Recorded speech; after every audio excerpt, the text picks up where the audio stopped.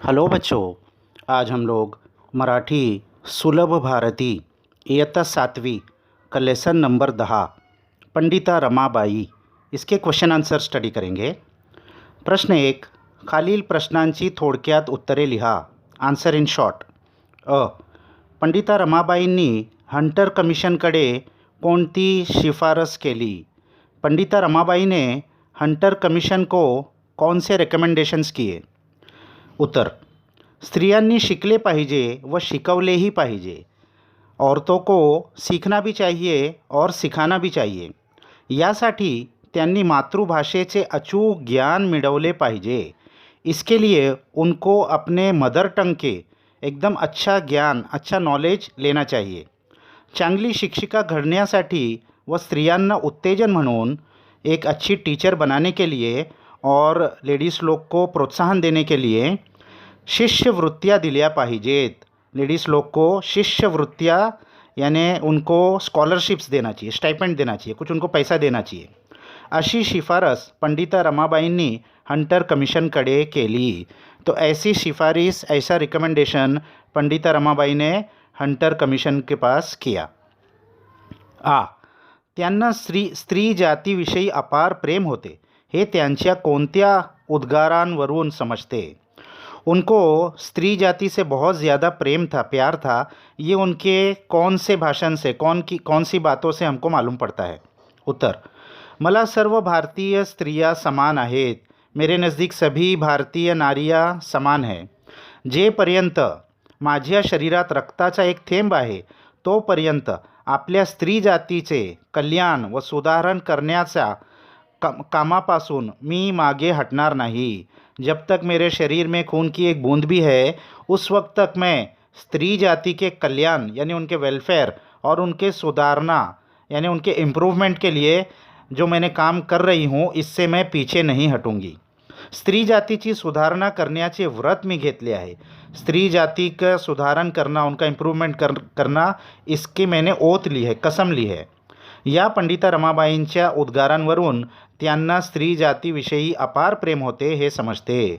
पंडिता रमाबाई की इन सब बातों से उनको स्त्री जाति से कितना ज़्यादा प्यार था ये समझ में आता है। पंडिता रमाबाई कष्टाळू व काटकसरी होत्या हे कोणत्या प्रसंगातून जाणवते? पंडिता रमाबाई बहुत ही मेहनत करने वाली और पैसे को बचाकर अच्छे कामों में लगाने वाली होती। ये कौन से इंसिडेंट से मालूम पड़ता है? उत्तर, प्रचंड मोठे प्रार्थना मंदिर बांधताना रमाबाईंनी काटकसर केली। बहुत बड़ा प्रार्थना मंदिर, प्रेयर हॉल बनाते समय रमाबाई ने काटकसर की, उन्होंने पैसा बचा के उसमें योगदान दिया। प्रार्थना मंदिराचा आराखडा त्यांनी स्वतः तैयार केला। प्रार्थना मंदिर का जो डिज़ाइन था उन्होंने खुद तैयार किया। स्वतः डोक्यावर विटांचे घमेले वाहून बांधकामाला मदत केली। अपने सर के ऊपर वीट लेके जाके उन्होंने बांधकाम में मदत की। त्यांनी स्वतःच्या कष्टातून आश्रमातील मुलींना श्रम प्रतिष्ठेचा धड़ा दिला। तो अपने खुद के एग्जाम्पल से, अपने खुद मेहनत करके दिखाकर आश्रम की दूसरी लड़कियों को भी उन्होंने श्रम प्रतिष्ठा यानी मेहनत में प्रतिष्ठा है, मेहनत करना चाहिए, मेहनत से पीछे नहीं हटना चाहिए, कोई भी काम छोटा नहीं होता, ये लेसन उन लड़कियों को सिखाया। या प्रसंगातून पंडिता रमाबाई कष्टाळू व काटकसरी होत्या हे समझते। तो इन इंसिडेंट से हमको मालूम पड़ता है कि पंडिता रमाबाई बहुत ही मेहनत करने वाली थी। प्रश्न 2, खालील चौकटी पूर्ण करा। पंडिता रमाबाईंचा विवाह यांच्याबरोबर झाला। यानी पंडिता रमाबाई की शादी, मैरिज किससे हुई थी? बिपिन बिहारी मेधावी। त्यांच्या मुलीचे नाव, उनकी लड़की का क्या नाम था? मनोरमा। अंध व्यक्तिंसाठी उपयुक्त लिपि, ब्लाइंड लोगों के लिए कौन सी लिपि होती है? ब्रेल लिपि। सहस्रकातील कर्मयोगिनी, इस मिलेनियम की सबसे ज़्यादा मेहनत करने वाली औरत पंडिता रमाबाई। प्रश्न 3, पंडिता रमाबाईंनी मुक्ती मिशनमध्ये स्त्रियांसाठी सुरू केलेल्या लहान उद्योगांची नावे लिहा।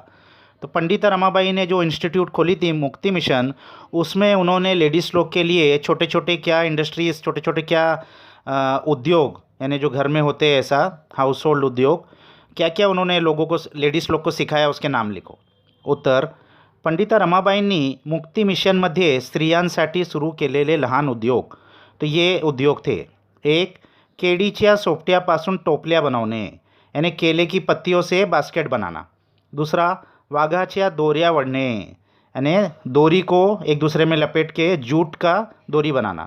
तीन, वेताच्या खुर्चियाँ विनने, वेत जो होती है, बेत बाम्बू छोटे छोटे होते हैं, उसको कुर्सी बनाना, उसको मोड़कर.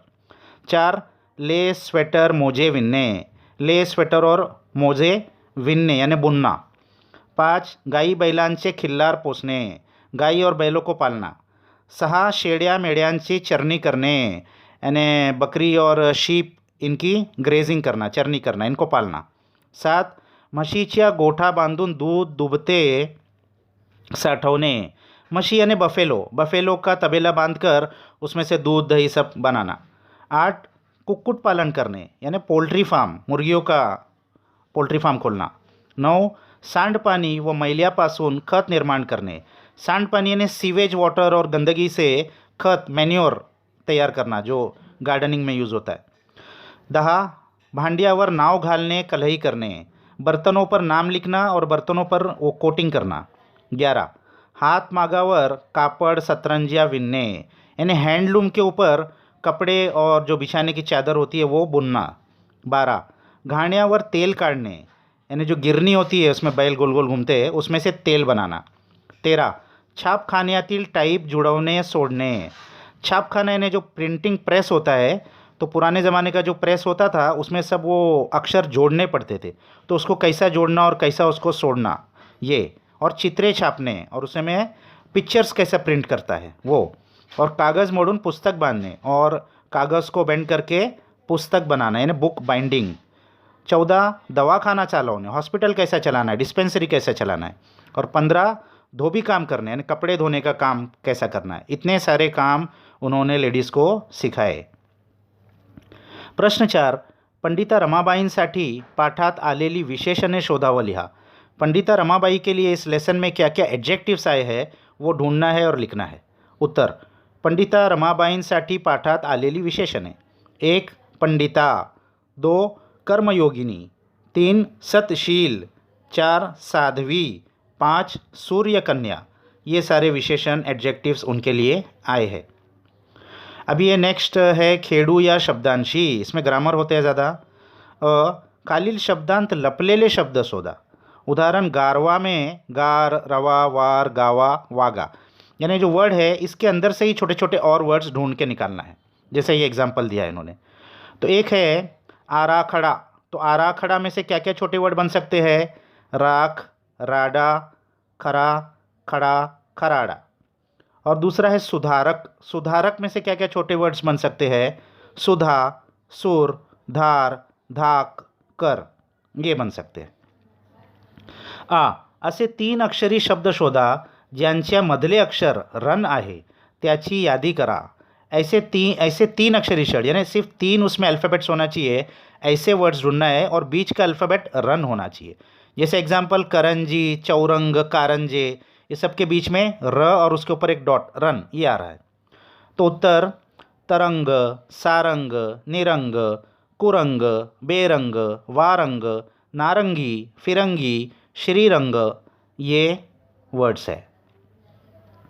ई, खाली दिलेल्या शब्दांचे पहिले अक्षर बदलून कंसात दिलेल्या अर्थाचा शब्द बनवा. उदाहरण, खजूर और ब्रैकेट में दिया है कामगार. तो ये जो वर्ड है इसका पहला अल्फ़ाबेट चेंज करके जो ब्रैकेट में वर्ड दिया है वो मीनिंग का वर्ड हमको बनाना है. तो खजूर का पहला अक्षर चेंज करके कामगार, ये मीनिंग का क्या वर्ड बन सकता है? मजूर. मजूर यानी कामगार.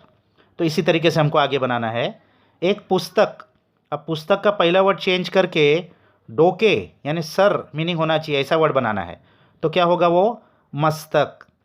दूसरा, समता और ब्रैकेट में है माया. तो माया मीनिंग का क्या वर्ड बनेगा समता से? ममता. तीसरा, घागर और ब्रैकेट में समुद्र. समुद्र मीनिंग का क्या वर्ड बनेगा? सागर. चौथा, कड़क, ब्रैकेट में रास्ता. रास्ता मीनिंग का क्या वर्ड बनेगा? सड़क. 5, गाजर, ब्रैकेट में पाळीव प्राणी यानी पालतू जानवर. तो गाजर से कौन सा पालतू जानवर बन जाएगा फर्स्ट वर्ड चेंज करके? मांजर. और छठा, प्रवास. तो प्रवास घर, ब्रैकेट में घर, घर मीनिंग का क्या वर्ड बन सकता है? निवास। तो इस तरीके से हमको वर्ड्स बनाने हैं। अभी आगे क्या दिया है? खाली दिलेल्या चौकटीत म्हणी लपलेल्या आहेत त्या ओळखावं लिहा। यानी ये जो अल्फ़ाबेट्स दिए हुए हैं क्रॉसवर्ड के जैसे, इसमें म्हणी यानी कुछ मराठी के प्रोवर्ब्स छुपे हुए हैं, उनको ढूंढकर हमको लिखना है। तो पहले बॉक्स में से क्या बनेगा? अति शहाणा त्याचा बैल रिकामा। बहुत ज़्यादा शाना है और उसका ही बैल अकेले घूम रहा है। और दूसरे बॉक्स में से क्या बनेगा? येलो कलर के, एक ना धड़ भाराभर चिंध्या। तीसरे में क्या बनेगा? ऐकावे जनाचे करावे मनाचे। सबकी सुनना है, करना अपने मन का है। चौथे में क्या बनेगा? चोर सोडून संन्याशाला फाशी। चोर को छोड़ दिया और सन्यासी को फांसी दे दिया। और ये लास्ट में येलो कलर में क्या बनेगा? घरोघरी मातीच्या चुली। अभी ये ग्रामर के सेक्शन में और क्या है? चौकटीत दिलेल्या उभयान्वयी अव्ययांचा योग्य वापर करून रिकाम्या जागा पूर्ण करा। अब ये बॉक्स के अंदर सब उभयान्वयी अव्यय दिए हुए। उभयान्वयी अव्यय क्या होते हैं? जो दो वर्ड्स को या दो सेंटेंसेस को जोड़ते हैं, जैसे आणि, म्हणून, किंवा, इसको बोलते हैं उभयान्वयी अव्यय। तो इसमें कौन से उभयान्वयी अव्यय आएगा वो हमको फिल इन द ब्लैंक्स करना है। एक, मंगल खंजिरी आणि टाळ छान वाजवते, आणि आएगा। दूसरा, काका आला परंतु काकी आली नहीं।